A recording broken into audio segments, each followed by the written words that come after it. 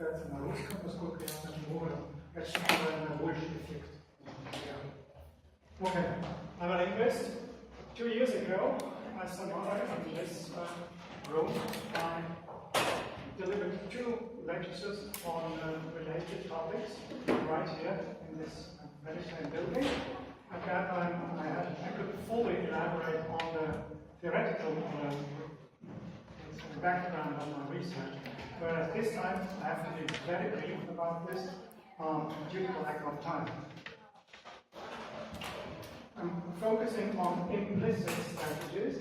As you see, this encompasses quite a few different techniques, and this is a very ambitious program, all the more so as I would like to illustrate not so much individual techniques as their interplay by examining, for instance, metaphorical and or ironical quotation, which additionally is supposed to be funny.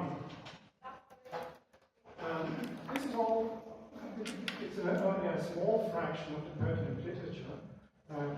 All these slides are about irony and humor, and here you find some titles related to cognitive semantics on metaphors, metonymies, and blendings, and also on quotations. On the right side, you'll find some stock expressions that are meant to illustrate the combination of metaphors, metonymies, and blends for, let's say, humoristic purposes. Calls nature. That's not going to hurt the band. She already knows about the birds and the bees. This alludes to the fact that children are taught fundamentals of sexuality with biological manuals about bees and birds. Great minds think alike, you and me, or somebody's eyes are bigger than their belly, which is a claim of 2 different components. So, let's figure out first real subject. Whenever you violate one of the 4 Christian maxims of quality, quantity, relevance, or neutrality, you are likely to trigger one or more so-called conversational implications. This is a technical term. Please don't mix it up with implications. Implicature is something different. You, as a speaker, do not commit yourself to the truth of an implicature. And, moreover, an implicature is always cancelled. So, here we see Kazanov, one of the country's leading comedians, a former pupil of Soviet comedian Raikin. У России ужасное прошлое и прекрасное будущее. So far, this sentence is impeccable. But now, и так будет всегда. So, when we move along the time axis, it turns out that the bright future always turns into the dark past.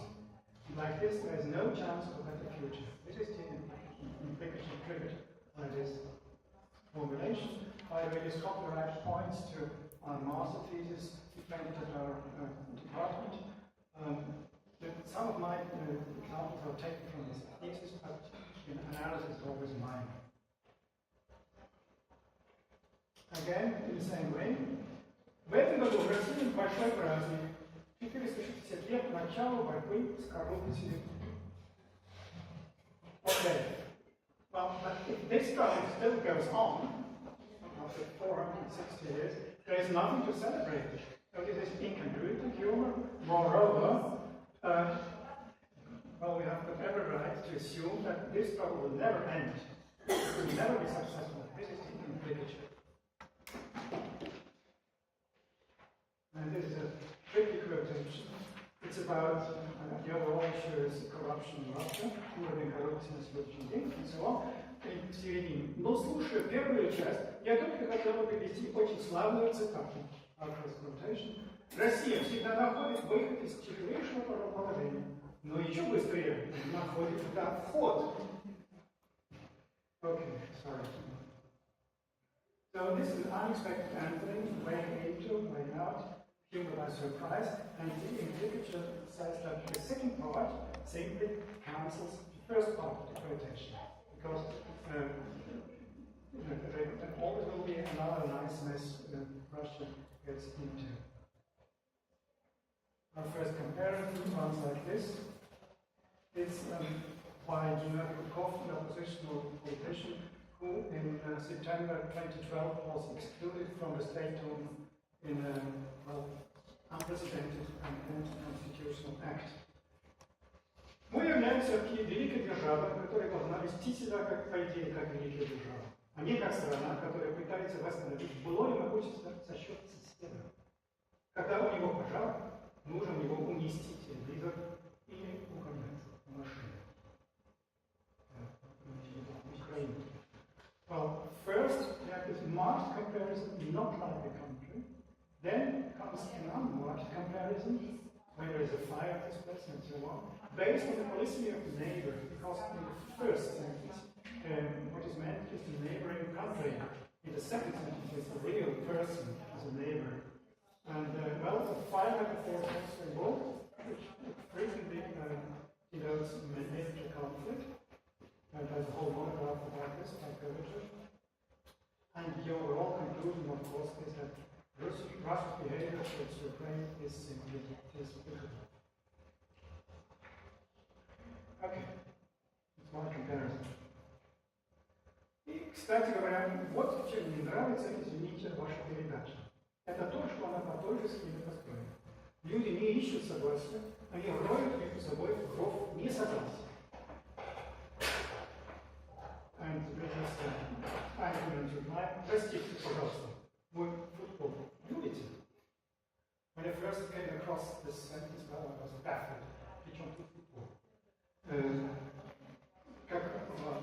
What the heck has soccer to do with a TV show? Люблю, но это другая игра. Нет, не в этом. Поле. Претензии есть.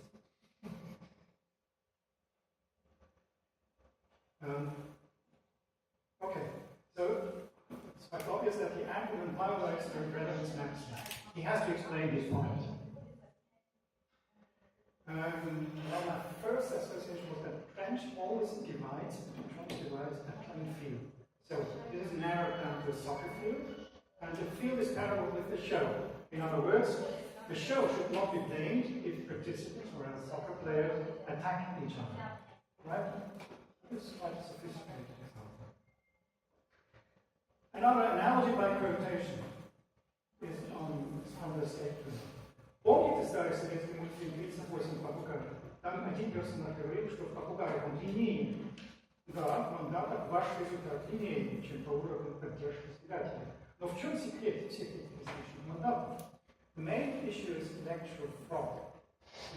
United Russia, Единая Россия, has too many votes in one district. And the contextual embedding functions this way. The word repetition, these are the words marked in red longer, constitute a link. So this is an argument by analogy, and of course it serves political ruling party. This is likely to parrot. We may also fool around with policy. Вот сегодня в интернете я прочитал такую шутку, мне понравилось. Давайте обратимся к нашему МИДу, чтобы наш МИД больше не употреблял слова «наши американские партнеры». Потому что после принятия этого закона, это звучит бессмысленно. Main issue is Russia's new anti-gay law. And the keyword, partner, belongs both to the political and the sexual spectrum. Note that in this way, both the US and Russia are conceived of as males, which, because otherwise the homosexual meaning of partner wouldn't work. But this runs counter the traditional view of Russia's Matushka Rus. Now this is Moscow's former mayor Lushkov, who was dismissed by Medvedev in 2010, and people are discussing his merits. Мне думается, что наверняка за строительство и восстановление храма Христа Спасителя Георгий Михайлович, так сказать, не будет забыть. Другой разговор, что старая французская мудрость «chercher la femme», она действует и сегодня, до сих пор. И теперь вот. То есть, не все находит ту женщину, и это находит другую. Okay. So this is based on, first the French Code, which is an allusion to Bushkov's wife's Elena Baturina's mysterious death, which overshadowed the whole term of Bushkov. And the linguistic frame was to look for may result in finding something. You find that one. But this requires a reinterpretation of the imperative chercher. It was addressed in the Republic, but now it addresses, so to say, Bushkov.